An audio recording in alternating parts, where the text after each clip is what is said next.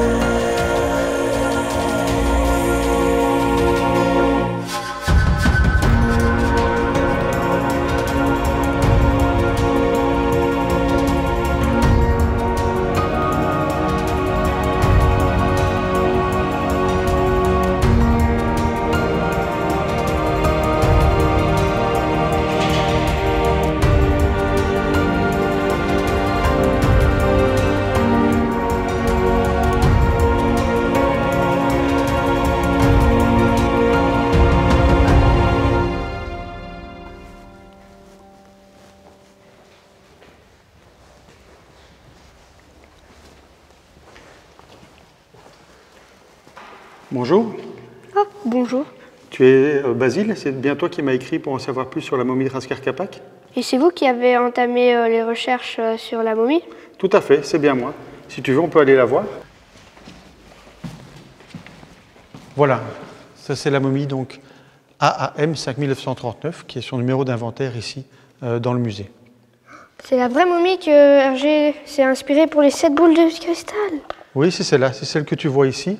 Alors il y a évidemment des différences par rapport à ce qu'il y a dans la bande dessinée, évidemment, parce que Hergé a quand même créé une momie en lui mettant une coiffe, en lui mettant des vêtements, mais c'est bien celle-là qui l'a inspiré. Mais vous n'avez pas peur que la foudre vous tombe dessus pendant la recherche?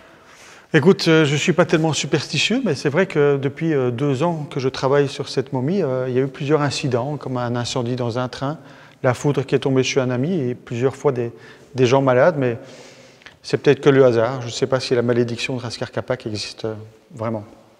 Mais vous pourriez un peu m'expliquer, s'il vous plaît, ce que consiste le métier d'archéologue?